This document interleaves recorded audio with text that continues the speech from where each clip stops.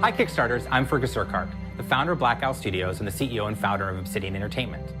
We've spent years putting a whole group of people together who love making role-playing games and are really the best guys on the planet to do it. We're excited to talk to you today about... After we launched, it was sort of like, you don't even know, and I was talking to Brian Fargo about this, and they did Torment, which actually earned a little bit more than Eternity. And when they went out, it's like, well, what's gonna happen, and you hope that you have a good idea, and it's even like when you're launching a game, you don't always know. We were making bets to see how much we would make in the first day, and a lot of us didn't think that we would make more than $100,000. And I think by the time I hit refresh, so I put it up there and I hit refresh and we already made like $800, like in 10 seconds. That morning I was hopeful but kind of skeptical. And when it launched and it started getting money, I was like, oh, okay, cool. People are looking at it and they're giving money, but I didn't really perceive the rate that it was going up. So I'd go into someone's office and I'm talking to them about a thing, and they were just sitting there with F5 on the Kickstarter page going, hey, they're like, another 5,000. Another 5,000, and I would have these short conversations with people, like 5 minutes, and they're like, we just made $5,000, and we all went out for beers, that night, and I think, by the time everybody kind of went home and things like that, I think we'd already gotten like $750,000 or $800,000. We reached the initial goal, I think, in 27 hours. Basically, like, a lot of us felt like we saved the company. Like, it was probably the best day in Obsidian's history. We basically just sat and watch that number all day. And then, it was about middle of the next day where we hit 1 million, and a couple hours later that we hit 1.1. And a lot of it is like, we weren't prepared. Hey everybody, 1.5 million. Pretty darn amazing.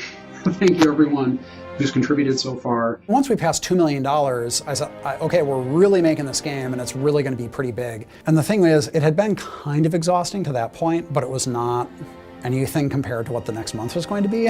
Because it meant, we all have to be in this weekend because we need stretch goals and we need this and we need that and we need to be communicating. We were really overwhelmed by how much money came pouring in. We were kind of expecting it to be high, but not that high and not that fast. And so people really demanded stretch goals right away. So the stretch goal is a way of saying, okay, this is funded. Do you want more of this stuff? But we did not have those nailed down at all.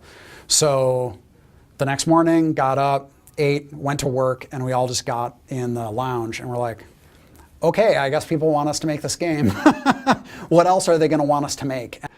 Our fans have a kind of conceived notion of how big these types of games are, just based on the games like Baldur's Gate and Baldur's Gate 2, Icewind Dale. They have, they expect at least a 40 to 100 hour game, like tons of content.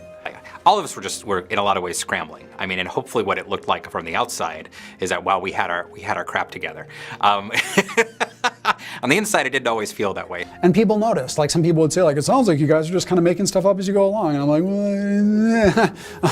well, like, I kind of am. And they're like, well, why isn't this all thought out? Because that's why we're kickstarting it.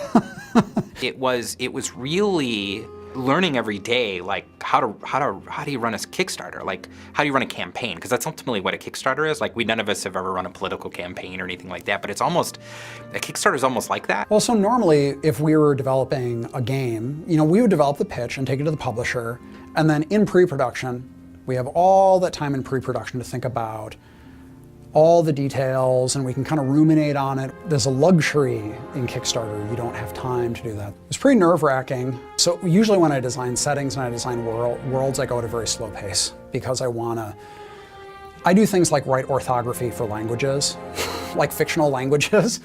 I research a lot and do a lot of things over time, but I needed to suddenly just turn things around, almost, not quite daily, but very rapidly. My next update will actually be about mechanics.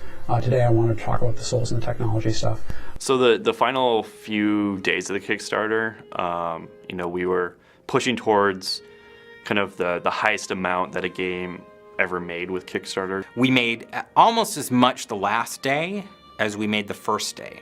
It was crazy. We had asked for $1.1 million and gotten 3.9 plus anything in the PayPal. So the company was so behind it and everybody was excited. I think we had like 100,000 or more people on Twitch watching us. I think there was even a press guy on, I think it was PC Gamer Online. He even said, that was his whole thing. It was like, wow, it was just fun to be there with them and everybody else. We were so excited that it was distracting to the other teams at Obsidian.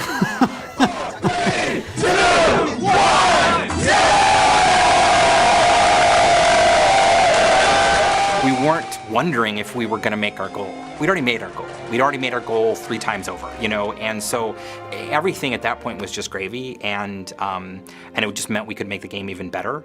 1, we didn't think we were going to be able to make a game like this again. 2, we were worried about the state of the company before we started the Kickstarter. We were looking and saying, like, we're a bunch of people right now that are not bringing in money from a team of that. We're the remnants of people after the layoffs had happened. So from really, really low morale to probably the highest I've ever seen the morale at the company. We finally kind of got off that treadmill. I always kind of say that when I'm talking to people, is that as an independent developer, we're on this treadmill and we're just kind of treading water. This was like the opportunity for us to jump off that treadmill and kind of run at our own pace. Now we have, in essence, our backers during the development of this.